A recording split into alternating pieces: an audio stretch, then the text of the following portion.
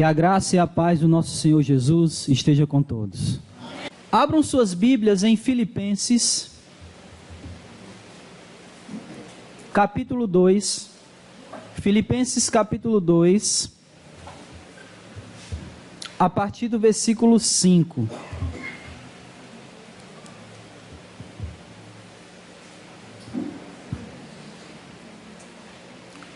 Um texto bastante conhecido nosso. Filipenses capítulo 2, versículo 5. Se você achou, diga amém. Amém. Diz assim, versículo 5. Tende em vós o mesmo sentimento que houve em Cristo Jesus, que existindo em forma de Deus, não considerou o fato de ser igual a Deus algo a que devesse se apegar, mas pelo contrário, esvaziou a si mesmo, assumindo forma de servo e fazendo-se semelhante aos homens. Assim, na forma de homem, humilhou a si mesmo, sendo obediente até a morte e morte de cruz. Por isso, Deus também o exaltou com soberania e lhe deu o nome que está acima de qualquer outro nome, para que ao nome de Jesus se dobre todo o joelho, dos que estão nos céus e na terra e debaixo da terra, e toda língua confesse que Jesus Cristo é o Senhor, para a glória de Deus Pai. Amém? Vamos orar. Eu tenho lido, estudado e ouvido algumas coisas sobre esse texto, e eu gostaria de meditar um pouco sobre esse texto hoje, pela manhã, com os irmãos. Antes de nós entrarmos no texto, ainda bem que não foi lavado, né? Antes de entrarmos no texto, eu queria fazer algumas perguntas, ou começar com uma pergunta. O que nós somos? O que nós gostaríamos de ser? Você lembra aquela pergunta que geralmente as pessoas fazem, ou a gente mesmo faz a nós, quando a gente é pequeno? Né? Aquela pergunta, o que você quer ser quando crescer? Né? É nesse sentido que eu faço essa pergunta. O que nós gostaríamos de ser? O que nós somos? Essa talvez seja uma das questões da vida. Seja uma daqueles pensamentos filosóficos que às vezes a gente costuma ter, né? O que sou, para onde vou, o que eu estou fazendo aqui, né? Qual a minha importância estar aqui, o que eu contribuo em estando aqui, se eu não estivesse aqui, se eu não existisse, que falta eu faria? Não sei se você já ouviu essa frase, mas ela é uma frase que expressa aquilo que nós estamos sendo ou fazendo aqui nessa terra. O nosso legado, o que nós estamos deixando, o que nós estamos sendo. E eu queria que nós pudéssemos pensar sobre isso. O que nós somos? O que nós gostaríamos de ser? Eu queria ouvir vocês sobre isso. O que você gostaria de ser? Queria ouvir. Ninguém?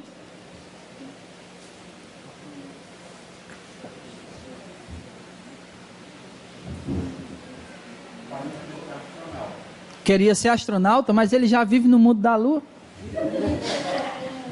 Wagner, me desculpe, eu não pude perder a oportunidade. É aquela história de que você perde o amigo, mas não perde a piada, né? Mas o que gostaríamos de ser quando crescer? Um advogado bem-sucedido. O que mais? Luciana?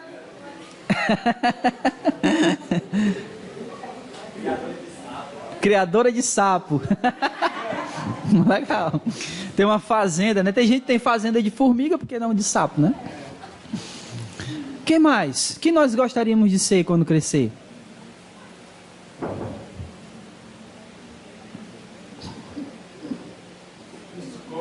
Psicólogo.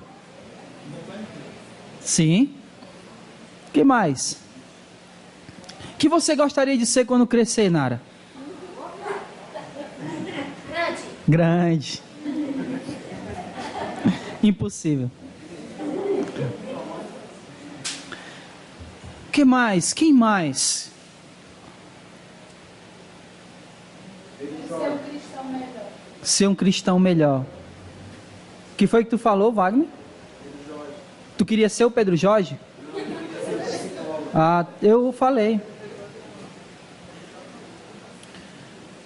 É incrível que, na sua grande maioria, né? Quando nós fazemos essa pergunta, com exceção da irmã Socorro, todos nós focalizamos em quê? Em profissão. Em algo que nós gostaríamos de ser profissionalmente. Mas a ideia ou a questão aqui é que a profissão não é o que a gente é. A profissão é o que a gente faz. Não é o que a gente é. E a gente precisa pensar, porque quando o assunto é o que eu gostaria de ser, quando fala de profissão, geralmente a gente tem muita dificuldade de ser aquilo que nós gostaríamos de ser profissionalmente. E geralmente a gente costuma ser o que alguém quer que a gente seja. Profissionalmente falando, quando a gente é jovem, se a gente tiver uma oportunidade para estudar, a gente vai ser aquilo que os nossos pais querem que a gente seja, e não aquilo que a gente quer realmente. E quando a gente atinge uma certa maturidade, aí a gente meio que se liberta, né, da vontade do pai e diz: agora eu vou ser o que eu quiser. Eu vou ser o que eu quiser ser, e não o que o meu pai quer, e não o que a minha mãe quer, e não o que a sociedade quer que eu seja, mas eu vou ser o que eu quiser. A grande questão é que pouquíssimas vezes nós paramos para pensar e dizermos, e dizer: eu não quero ser o que o meu pai quer que eu seja, eu não quero ser o que eu quero ser, eu quero ser aquilo que Deus quer que eu seja. Pouquíssimas vezes nós paramos e pensamos sobre isso, que nós deveríamos querer, deveríamos pensar, deveríamos executar aquilo que Deus quer que nós sejamos, fazer a vontade dEle. E eu não estou falando de profissão, porque você pode fazer a vontade de Deus com qualquer profissão que você exerça, desde que ela seja lícita e desde que ela não seja pecado. Amém? Amém. Esses dias eu estava pensando no meu pai. Qual é a profissão do meu pai? Alguém sabe dizer? Por favor, não me diga que é mecânico. Todo mundo diz isso, mas ele não é mecânico. É o quê? Eletricista. Você já perguntou para ele qual a profissão, o que ele gostaria de realmente ser? Alguém? Nara? Poeta. Geralmente a gente faz não aquilo que a gente quer, mas aquilo que a gente precisa fazer. Porém, eu queria que nós pudéssemos pensar um pouco sobre aquilo que Deus quer para nós. Aquilo que Deus quer que eu e você possamos ser. Quando pensamos sobre isso tem muito a ver com aquilo que nós achamos que será a nossa felicidade. Por exemplo, eu digo assim: olha, usando aqui a Luciana, eu quero ser odontologista, e eu só serei feliz quando eu for odontologista. Só que ela entra na faculdade, ela se forma, ela começa a trabalhar e ela percebe que isso não é aquilo que vai trazer a felicidade para ela. Porque nenhuma profissão do mundo, seja ela bem-sucedida ou não, ela vai trazer para nós a felicidade que precisamos. Ela vai preencher esse vazio existencial que todos nós temos. De quem a gente é? Quem nós somos? Qual é o efeito da minha vida no mundo? Qual é a contribuição que eu estou dando para o mundo? Eu sou alguma coisa? Essa é uma realidade que sonda o coração de todos os jovens hoje. E a maioria deles estão frustrados e entrando em depressão porque eles não sabem o seu lugar no mundo. Eles não sabem o que eles são. Eles não sabem nem se são alguma coisa. E nem sabem o que eles querem ser. E talvez alguns se frustrem porque entram em algumas profissões, achando que aquelas profissões, que aquelas carreiras vão trazer para eles algum sentido, algum significado na sua existência. E quando eles descobrem que esse significado da existência não se encontra nas suas profissões, eles se frustram. Eles entram em depressão e dizem: olha, se isso aqui não vai trazer significado para mim, então o que é o significado da vida? O que ela significa? E aí nós descobrimos que o significado da vida só pode vir à existência, ele só pode existir a partir do momento que eu entendo que só Deus pode trazer para a minha vida algum tipo de significado, ou melhor, algum tipo não, o significado. Não importa o que eu sou, não importa a carreira que eu segui, não importa a profissão que eu estou seguindo, mas o que importa é aquilo que Deus representa para mim. E é exatamente isso que traz o significado da vida para cada um de nós. Não são as nossas profissões. Não são as pessoas com quem a gente casa. Alguns dizem: olha, no dia que eu me casar vou ser feliz. Casa.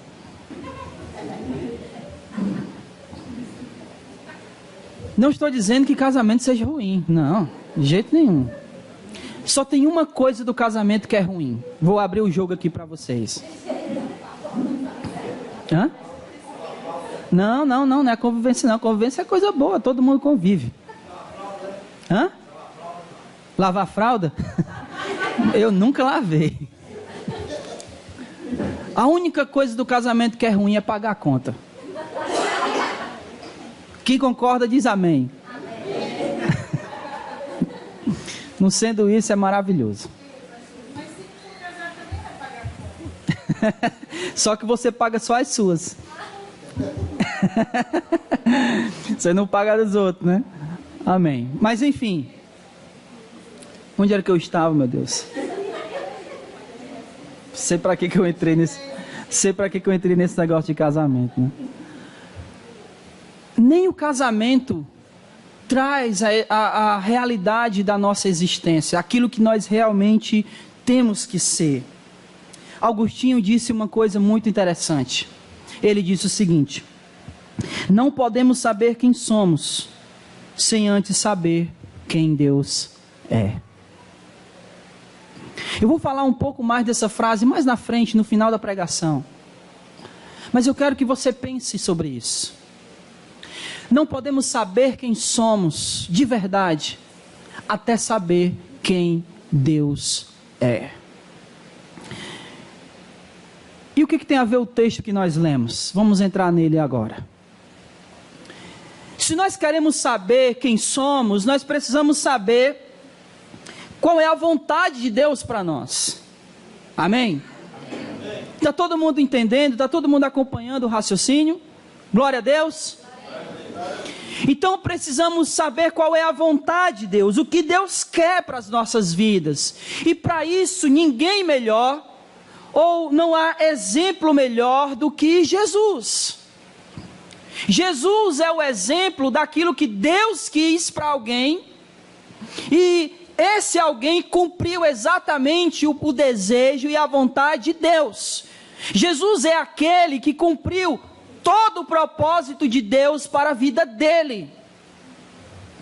E tendo como exemplo Jesus, tendo como exemplo aquilo que Jesus fez e que cumpriu a vontade de Deus, eu queria que nós pensássemos sobre isso hoje, usando Jesus como exemplo, para descobrirmos qual é a vontade de Deus para nós. Amém? Uma curiosidade sobre esse texto é que alguns estudiosos dizem que ele é um cântico, ou era um cântico de louvor da igreja primitiva, e que Paulo pega esse cântico e coloca aqui na sua carta, para mostrar para aquela igreja que ela deveria fazer a vontade de Deus, que ela deveria cumprir a vontade de Deus na vida daquela igreja. Então, por favor, vá com seus olhos aí para o versículo 5, e Everton, eu deixei aí, tu viu? E eu vou ler aqui o versículo 5 e vou pedir que tu projete o que eu deixei aí. Versículo 5. Obrigado, meu rapaz, por isso que casamento é maravilhoso, aí ó. Uma esposa que se preocupa.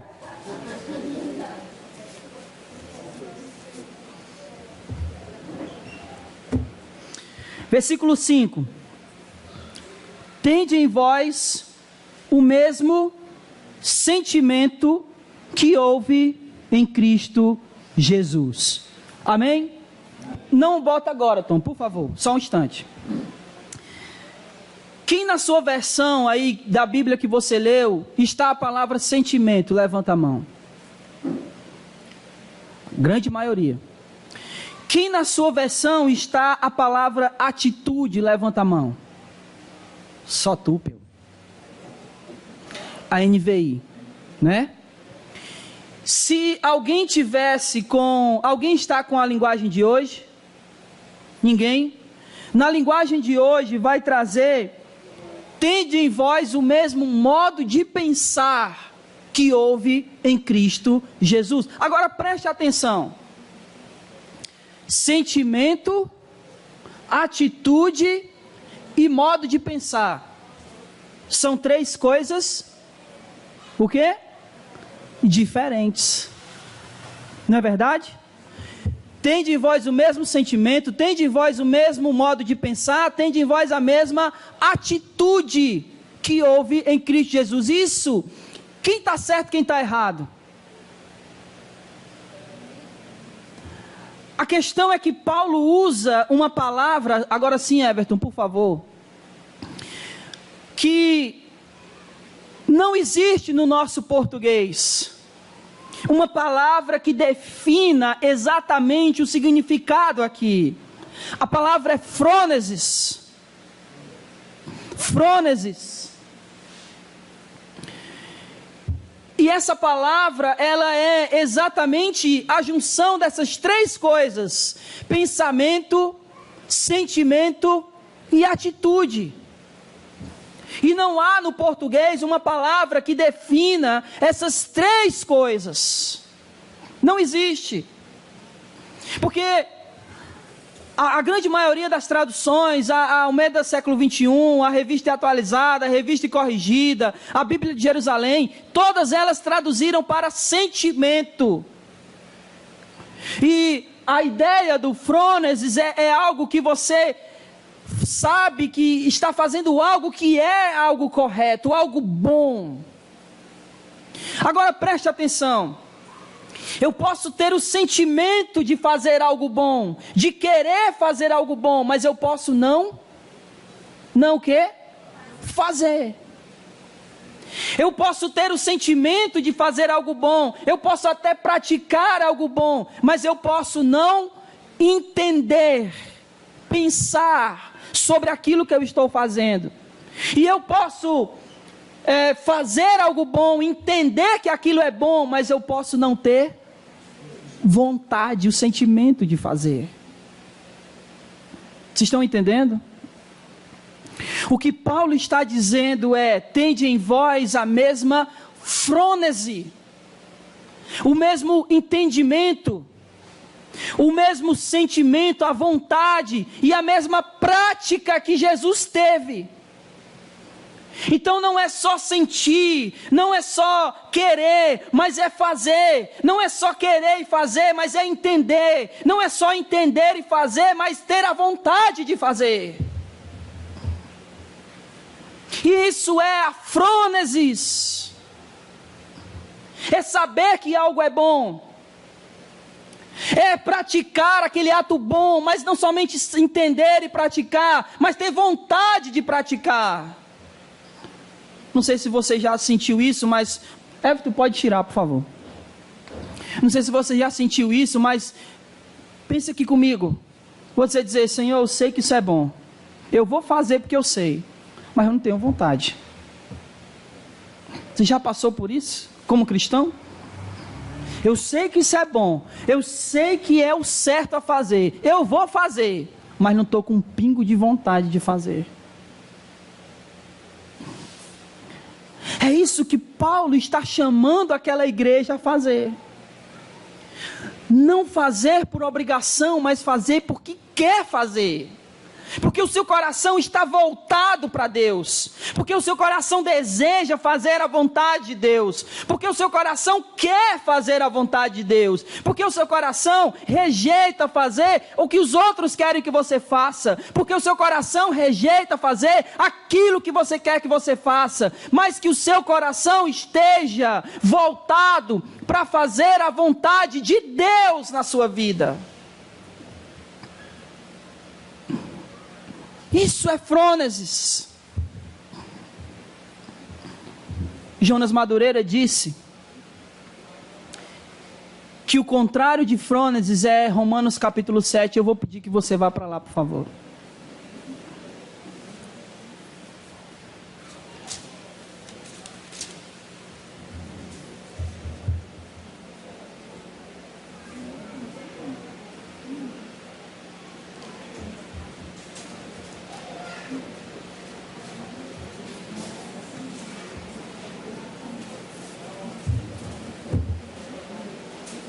Romanos capítulo 7, a partir do versículo 14.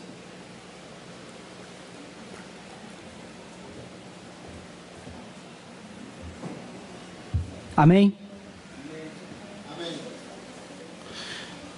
Fazer a vontade de Deus é uma guerra. E uma guerra, em primeiro lugar, contra quem? Contra nós, contra a nossa carne. Olha o que Paulo diz aos Romanos, versículo 14.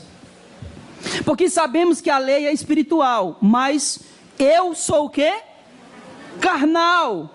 Eu sou limitado pela carne, vendido como escravo pelo pecado. Versículo 15. Não entendo o que faço, pois não pratico o que eu quero, e sim o que eu odeio. Olha que luta. Ele sabe o que é correto, ele sabe que a lei é boa, ele sabe que a vontade de Deus é algo espiritual, mas ele não consegue fazer essa vontade porque ele é carnal, ele é carne. E ele foi vendido, como ele está dizendo aqui, como escravo pelo pecado. Versículo 16. Porque eu sei que em mim, isto é, na minha carne, não habita bem algum, pois o querer o bem está em mim, mas não realizá-lo. Pois não faço o bem que eu quero, mas o mal que eu não quero. Portanto, se faço o que não quero, já não sou eu quem o faz, mas o pecado que habita em mim. Desse modo descubro esta lei em mim. Quando quero fazer o bem, o mal está presente em mim. Porque no que diz respeito ao homem interior, tenho prazer na lei de Deus, mas vejo nos membros do meu corpo outra lei, guerreando contra a lei da minha mente, e me fazendo escravo da lei do pecado que está nos membros do meu corpo. Desgraçado, miserável homem que sou, quem me livrará do corpo desta morte? É uma guerra. Fazer a vontade de Deus é uma guerra interior. É uma guerra que nós travamos. Todos nós temos o desejo de fazer a vontade de Deus. Olha, eu queria fazer a vontade de Deus. O que nós não fazemos é guerrear. É a guerra necessária para que essa vontade de Deus seja cumprida em nós. Que a vontade de Deus seja executada em nós. Que o querer de Deus seja feito em nossas vidas. Porque não estamos dispostos a lutar essa guerra. Na maioria das vezes nos entregamos. Na maioria das vezes nos entregamos, e na maioria das vezes não nos entregamos à vontade alheia, mas nos entregamos à nossa própria vontade. Porque não estamos dispostos a batalhar essa guerra. Então Paulo está dizendo, volte para Filipenses. Tenham em vós a mesma frênesis que houve em Cristo Jesus. Fazer a vontade de Deus não é algo fácil. Não me entendam mal. Preste atenção. Não me entendam mal. Mas você já viu alguém dizer assim, olha, fazer a vontade de Deus é bom demais. Você já ouviu alguém falar isso? Eu meio que tenho dificuldade com isso. Porque a vontade de Deus, ela é boa, perfeita e agradável, mas ela não é fácil. Então quando alguém está dizendo assim, olha, fazer a vontade de Deus é algo maravilhoso, como se nada tivesse sofrendo ou guerreando para fazer a vontade de Deus, eu tenho dificuldade com isso, porque fazer a vontade de Deus é estar lá no Getsêmani orando e derramando sangue. Fazer a vontade de Deus é dizer, Senhor, se possível, passa de mim esse cálice. Fazer a vontade de Deus não é fácil. Fazer a vontade de Deus é abrir mão de tudo aquilo que era pecaminoso, mas agradava a minha carne, como Jesus falando à mulher samaritana, sei que já tiveste tantos maridos e esse que tu tem nem teu marido é. Abre mão. Fazer a vontade de Deus é uma guerra. É por isso que tantos e tantos estão aí, sem saber o que são, sem ter a noção, a sua completude, daquilo que realmente é, o seu preenchimento existencial, porque não querem guerrear. Porque não querem viver a realidade da vida, que é uma guerra, para saber quem somos. E para saber quem somos, só conhecendo Deus e a sua vontade, quando conhecemos, guerrearmos, para que essa vontade seja feita na minha e na sua vida. Por isso Paulo diz, tende em vós a mesma frênese que houve em Cristo Jesus. Então, irmãos, não adianta só você saber que o culto é bom e que você tem que cultuar. Não adianta só você saber que você tem que cultuar e estar aqui. Você precisa saber que tem que cultuar aqui, e você precisa estar aqui, e você precisa querer estar aqui. Se você está aqui por simples cumprimento de tabela, como quem vai à missa, né? E vou cumprir a minha obrigação semanal de estar lá. Você não está tendo o mesmo sentimento que houve em Cristo Jesus. Você não está tendo a mesma frênese que houve em Cristo Jesus. Talvez uma das crises de identidade que a igreja tem vivido hoje é porque ela, se pudesse, estaria fazendo tudo o que não pode fazer. Quando na verdade a igreja precisa rejeitar tudo que é pecaminoso. Ela não deveria querer fazer aquilo que ela não pode fazer.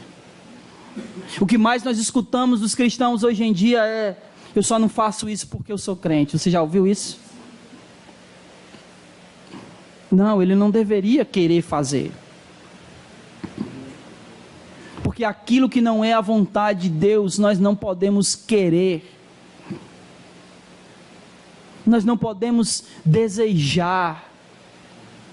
Porque se nós fizermos isso, nós não estamos tendo em nós a mesma frênese que houve em Cristo Jesus. Eu tenho que entender que isso é bom. Eu tenho que praticar porque eu sei que é bom. Mas eu preciso querer fazer isso. Amém? E aí, talvez na sua mente já esteja uma pergunta que, se fosse comigo, já estaria na minha. Qual é a frênese de Jesus? Eu sei que frênesis é entender que algo é bom, praticar aquele ato bom e querer praticar aquele algo bom. Isso é frênese. Mas qual a frênese de Jesus? Qual foi a atitude que ele teve, que ele entendeu, que ele praticou e que ele quis praticar? Qual foi? Quando nós olhamos para o texto, isso faz parte. Mas quando nós olhamos para o texto, a gente costuma ser muito rápido.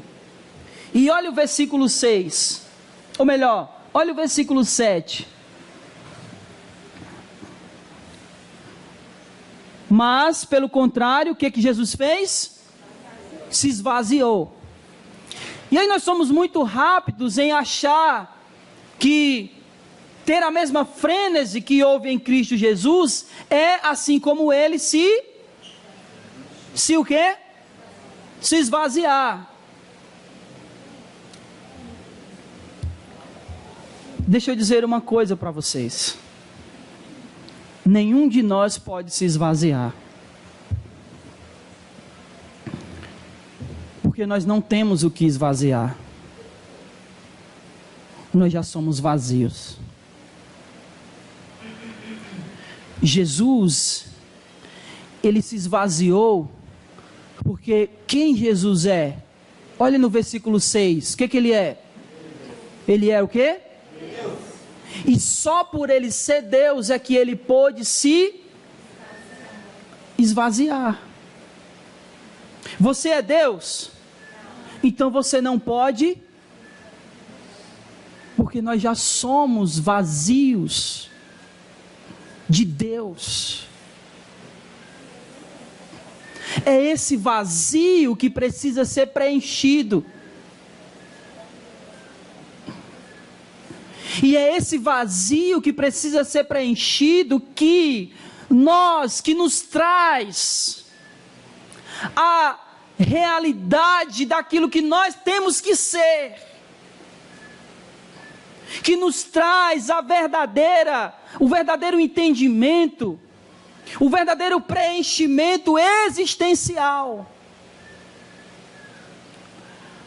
Deixa eu fazer aqui uma coisa que eu vi o Jonas Madureira fazendo e eu acho interessante para melhor compreensão. O texto faz um jogozinho de palavras aqui. Ele diz que Jesus era o quê? E aí ele se esvazia e se torna o quê? Não. Homem.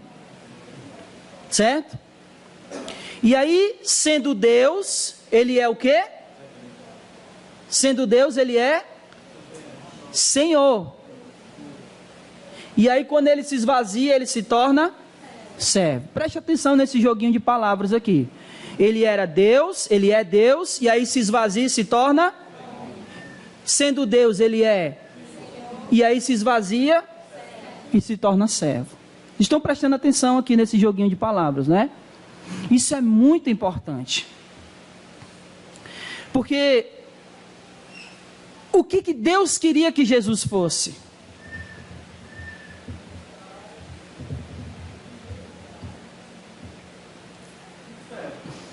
Servo. Deus sempre quis que Jesus descesse e viesse ser servo. Mas há uma condição para ser servo. Deus pode ser homem? O Senhor pode ser escravo, servo? Sim ou não? Mas Jesus, sendo Deus, ele precisava ser servo. Então, ele tinha que ser o quê? Homem. Estão entendendo isso?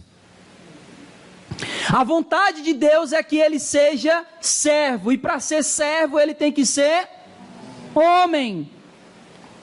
Nem todo homem é servo, mas todo servo, ele é homem. E é isso que a gente precisa fazer. Essa é a vontade de Deus na vida de Jesus e que precisa ser a vontade de Deus na nossa. Que nós estamos aqui nessa terra para sermos servos do Senhor. Para sermos pessoas que fazem, que cumprem a vontade de Deus. Que obedecem a Deus, ainda que isso custe a nossa vida. Olha o que diz aí no versículo 8. Assim, na forma de homem, humilhou a si mesmo, sendo obediente até a morte.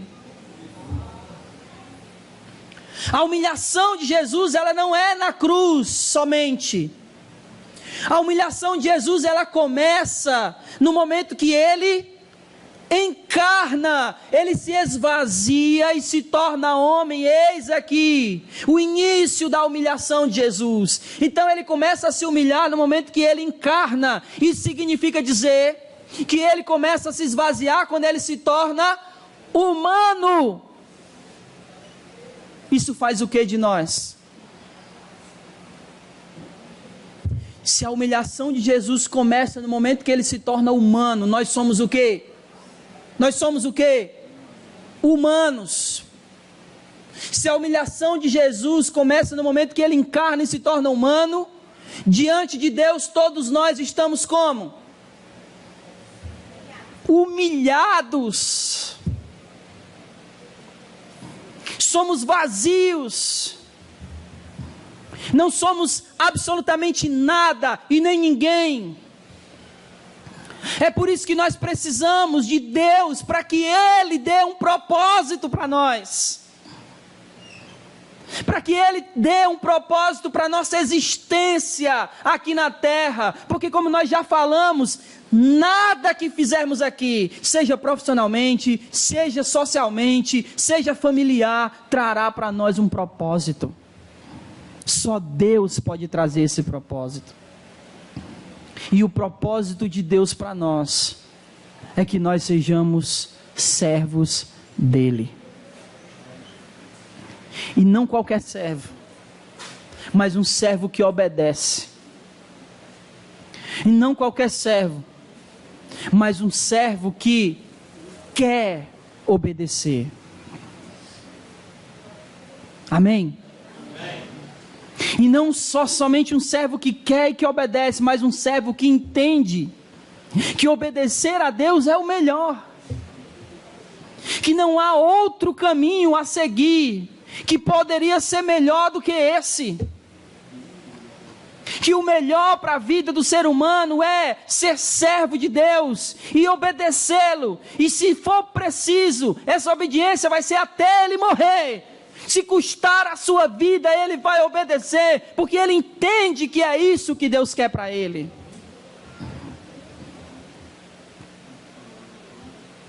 Você entende isso, meu irmão? Você entende que essa é a vontade de Deus para a sua vida? Que a frônesis que precisa existir em você é você entender que a vontade de Deus é o melhor, E que você precisa desejar essa vontade, como você deseja água quando você está com sede. E que não somente isso, mas que você tem que praticar essa vontade de Deus, de servi-lo, de obedecê-lo. E se preciso for, essa obediência até a morte. É disso que Paulo está tratando aqui. E enquanto nós não entendermos isso, a nossa existência não será preenchida. Lembra o que eu falei de Agostinho? O que foi que Agostinho disse? Alguém lembra a frase que eu falei? Não podemos saber quem somos, sem antes não sabermos quem é Deus. A maneira como nós sabemos sobre Deus e olhamos para Ele, é a maneira como nós iremos nos enxergar. Porque se nós olhamos para Ele e dissermos, Ele é o meu Deus, significa dizer que eu sou o povo dEle. Se eu olho para Deus e digo que Ele é Pai, significa dizer que eu sou filho. E se eu olho para Deus e digo Senhor, significa dizer que eu sou servo. Eu não posso saber quem eu sou, enquanto eu não souber quem Deus é para mim.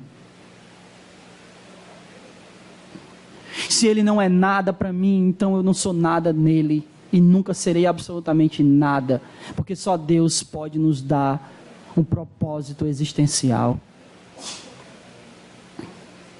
Amém? Amém. Vocês entendem isso, meus irmãos? O problema é que nós somos rebeldes. E estamos sempre querendo buscar propósitos existenciais em tudo aquilo que não é Deus e não vem dele. Por isso que existem pessoas que querem procurar propósito existencial nas relações sexuais. E começam a sair por aí fazendo sexo com um, com outro, com um, com outro, com um, com outra, tentando se achar. É comum na América e na Europa, um jovem de 17, 18 anos colocar uma mochila nas costas e sair numa viagem para se encontrar. Não, eu vou me encontrar, eu vou precisar saber quem eu sou. E na maioria das vezes ele vai e volta sem saber o que ele quer da vida. Porque só Deus pode dizer e mostrar o propósito na vida do ser humano.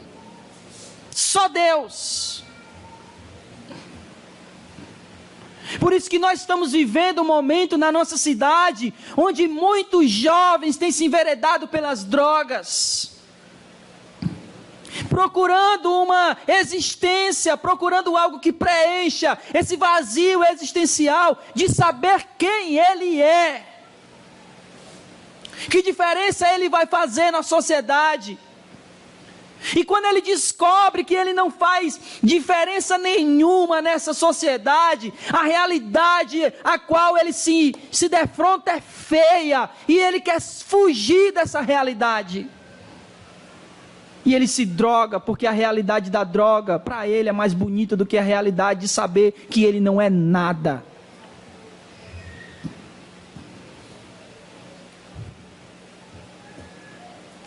No texto que nós lemos de Romanos,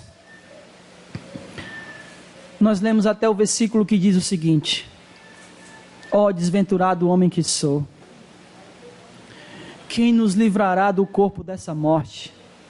Mas a gente não lê o versículo seguinte, que ele diz: mas graças a Deus por Cristo Jesus. Meus amados, se nós chegamos aqui nesse lugar hoje pela manhã, como rebeldes, que não querem fazer a vontade de Deus, ou que andam fazendo a vontade sua ou de outras pessoas. Que nós possamos colocar o nosso coração diante de Deus, para que Ele faça a vontade dEle em nós. Chega de fazermos a nossa própria vontade, porque ela não é boa. Chega de fazer a nossa própria vontade, que, como nós lemos lá em Romanos, nós só queremos fazer o quê? O que é bom? Nós só queremos fazer o que é mal, ainda que a gente queira fazer a vontade de Deus, mas fazemos o que é mal. Porque para fazer a frônesis, para que a frônesis de Cristo seja algo real em nossa vida, isso só pode acontecer num coração que foi regenerado por Deus. Porque é Ele que opera em nós, tanto o querer como o realizar. É Ele que coloca em nosso coração aquilo que nós desejamos fazer, aquilo que nós queremos fazer. E é Ele que faz com que eu e você possamos fazer e realizar essa frônesis. Por isso só um coração regenerado é capaz de fazer a vontade de Deus. Aqueles que ainda não têm um coração regenerado, do que eles precisam? De quê? Do Evangelho. E aqueles que têm um coração regenerado, mas insistem em não fazer a vontade de Deus, do que eles precisam? De quê? Do Evangelho. É o Evangelho que muda o nosso coração. É o Evangelho que faz com que opere em nós o querer e o realizar. Olhe comigo aí, versículos 12 e 13, nós iremos encerrar aqui. Ele diz: assim, meus amados, como sempre obedecestes, não somente na minha presença, porém muito mais agora na minha ausência, realizai ou desenvolvei a vossa salvação com temor e tremor. Versículo 13, porque é Deus quem produz, quem opera em vós, tanto o querer como o realizar, segundo a sua boa vontade. Querer, realizar, vontade. Essa é a frênesis que só tem aqueles que já foram regenerados pelo poder da palavra de Deus, pelo lavar regenerador da palavra de Deus, pela ação do Espírito Santo de Deus em nós, que nos torna conscientes do juízo do pecado e da condenação, da justiça de Deus. Por isso, meus irmãos, repetindo a pergunta que eu fiz no começo, o que nós queremos ser? Qual é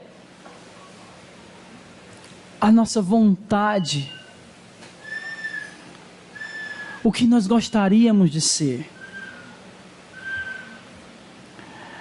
Eu queria nos aconselhar, e esse aqui seria, se eu desse um tema para essa mensagem, esse seria o tema dessa mensagem: sendo o que Deus quer que eu seja. E o que Deus quer que nós sejamos é servos e servos obedientes. Mas para que isso aconteça, eu preciso entender que não há algo melhor do que Deus. Eu preciso querer fazer a vontade de Deus, e eu preciso botar em prática a vontade de Deus, porque foi isso que Jesus fez. Ele entendeu, ele quis fazer a vontade de Deus, e ele fez a vontade de Deus. Por isso, tende em vós a mesma frênese que houve em Cristo Jesus. O que seremos, o que nós somos, vai depender de como nós olhamos e conhecemos a Deus. Mais uma vez, se Ele é Deus e nós enxergamos Ele como Deus, nós seremos o seu povo. Se Ele é Pai e nós o chamamos de Pai, nós somos. E se Ele é Senhor, nós somos seus servos. Amém? Amém. Que o Senhor nosso Deus nos abençoe. Eu convido a você a ficar de pé. A nossa vontade, o que nós gostaríamos de ser. Eu queria nos aconselhar, e esse aqui seria, se eu desse um tema para essa mensagem, esse seria o tema dessa mensagem: sendo o que Deus quer que eu seja. E o que Deus quer que nós sejamos é servos e servos obedientes. Mas para que isso aconteça, eu preciso entender que não há algo melhor do que Deus.